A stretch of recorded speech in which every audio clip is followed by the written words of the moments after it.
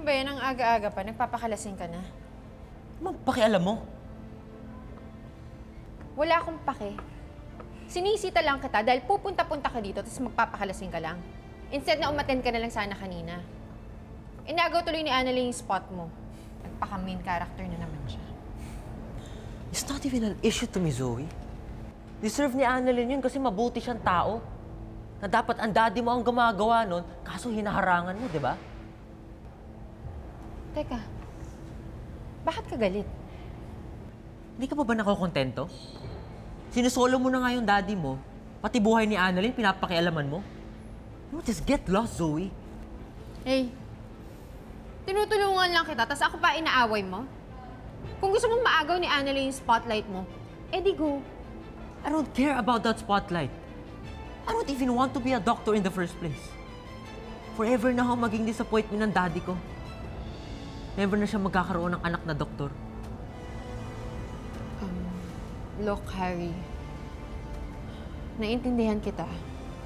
Okay, like me, nahirapan din akong pantayan or even lagpasan yung expectations ni Dad for me.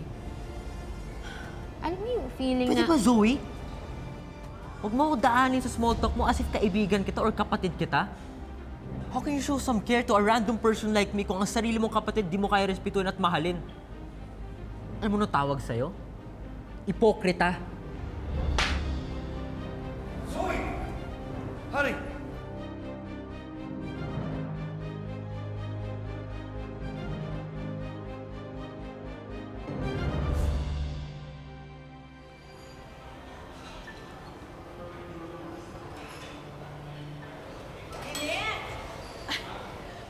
Sabi ko na nga ba, nakita kita eh, kaya hinanap pa kita. Hinanap mo ko? Bakit? Gusto ko lang kasing patunayan sa'yo na sincere ako sa pagiging okay natin. Kung kailangan mo ng tulong sa makeup or a glam team, I can provide you one. Naku, wag na. Hindi naman kailangan. I can manage. Sa bagay, maganda ka naman talaga eh. Oh, alam mo, meron akong isang lip kit from South Korea. I want you to try it. Kung gusto mo, ibibigay ko sa'yo mamaya. Talaga?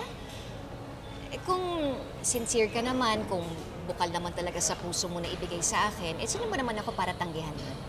Sige, I'll see you later. Sige.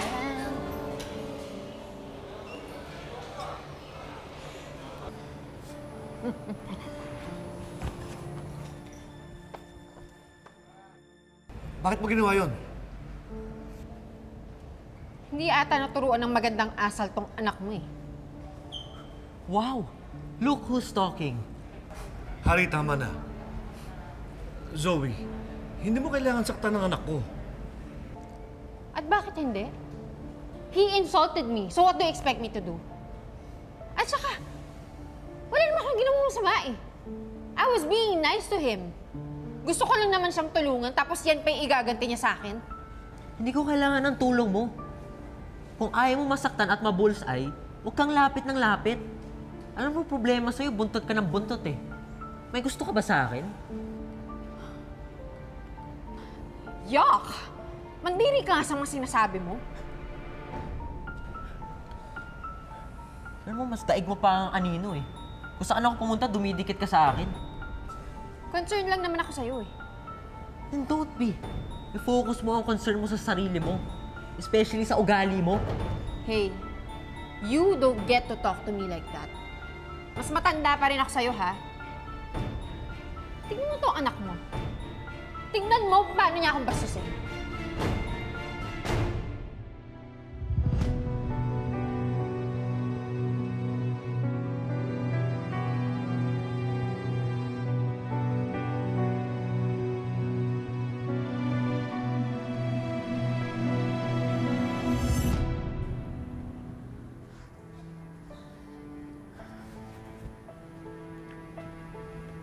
Hi, Lynette. Myra, Ito nga pala yung ipinangako ko sa'yo na lip tint kit. I'm sure babagay yan sa'yo. salamat. Sige, I'll go ahead, ah. Moira. Nakakaya naman wala akong peace offering sa'yo. Wala naman akong dala eh. Ito na lang, oh. Iced coffee. Kaka-order ko lang nito. Ang sabi nila, masarap daw yung iced coffee dito. Sa'yo na lang. Peace offering. Yes, I've heard of it.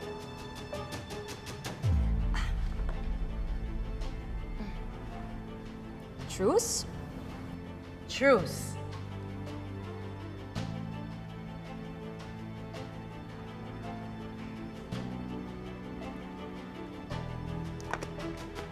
Masarap. Masarap ba? Masarap. Hari, tama na yan. Aaten pa tayo ng masquerade ball mamayang gabi. Pati ba ang pag-iinom ko, papakialaman mo, Dad? Paano kung sinabi ko sa'yo hindi ako pupunta?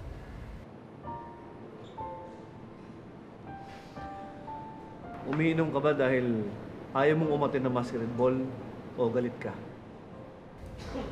Both.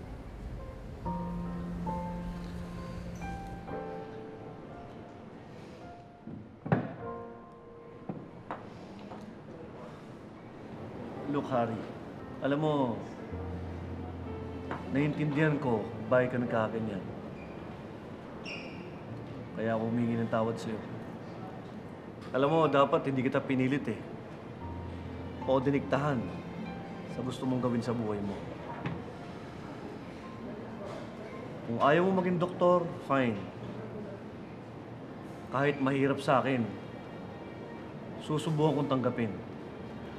Anak, bilang ama mo, gusto ko lang naman na magkaroon ka ng magandang buhay, magandang future, at higit sa lahat, gusto lang naman kita maging masaya. Pero ngayon, kung ano man ang gusto mong gawin sa buhay, na sa tingin mo'y magpapasaya sa'yo, susuportahan kita. Dahil mahal kita, anak. Tandaan mo yan.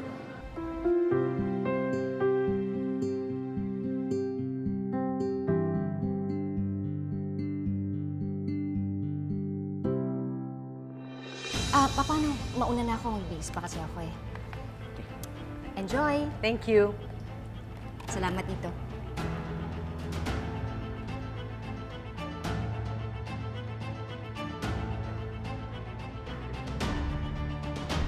Go, Lynette. Sip everything. Dahil mamayang gabi, kokoronahan ka ng banyo queen.